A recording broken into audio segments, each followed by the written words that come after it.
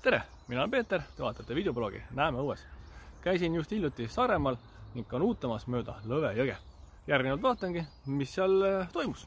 Teekond ise algas Paljala lähistelt, Kuressaare Kuivastu maanteelt ning mööda jõge kõigepealt siis Laimjala maanteeni ja sealt edasi juba Oessaare laheni ning hiljem ka Laidevahe looduskaitseala järvedel. Mõte mööda jõge kanuutada Paljala lähistelt siis mereni oli juba varasemalt, seadme seda varem ei teinud, kuna alles eelmine aasta, aastal 2024, Karl Jakob Toplaan eestvedamisel puhastas Lõve jõge. Nii et see aasta oli seda jõge täitsa nauditav sõita. Nii et kujutan ette, et kui circa üksi ainult Laimjala maantelt Oessaare laheni puhastas ta 100 puud veest välja, siis poleks see kanuusõit üldse nii meeldiv olnud. Ning lausa eelmise aasta sügisel siis puhastas ta ka Paljala maanteelt ja Laimjala maantee vahelise lõigu. Aga mis siis olid emotsioonid? Rännak ise oli väga mitmekesine. Ühelt poolt on jõgi kärestikuline, just Paljala ja Laimjala maantee vaheline osa. Ja see pakub ka sellist seikluslikkust, et kohati võib-olla kärestikud on mõnes kohas madalamad, tuleb paadist välja tulla. Aga on ka sellist veel vanu puid ikkagi, millest tuleb kas laulumiga mööda sõita või siis ikkagi läbi murda. Teistpidi on rahulikumat osa, see on siis eelkõige Laimjala maanteelt Oessaare laheni. Näha on ka palju kopra tegutsemise jälgi.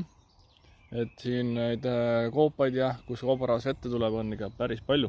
Väga hea mulje jättis ka võimsad remmelgad jõe suudmes, eriti ka nende alt või vahelt läbi sõita.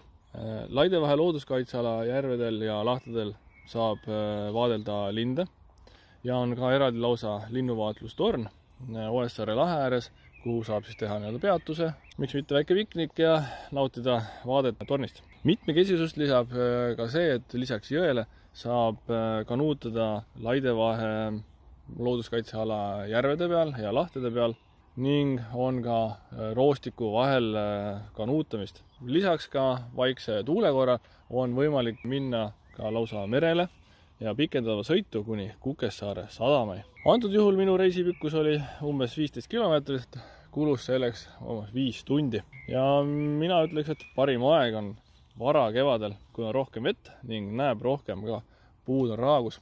Et võib-olla suvel võib juhtuda seda, et jõgi on juba palju rohkem ka rohtus. Laidude peal on liikumispiirang 1. aprillist 31. augustini, nii et siis arvestage sellega, et kes kanuutab, et siis mitte laidude peale minna.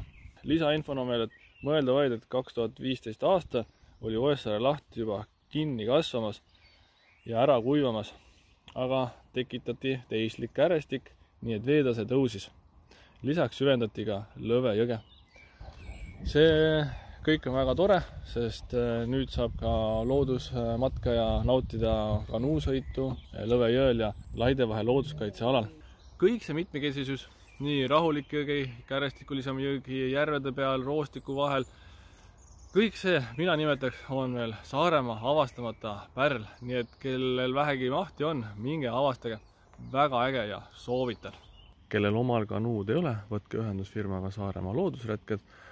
Nemad saavad siis laenutada kanuud või korraldavad ka kanuumatkasid sama Lõve jõel ja Laidevahe looduskaitsealal.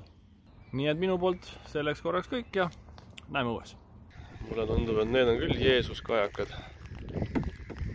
Küll võib-olla ei kõnni, aga vähemalt seisavad vee peal.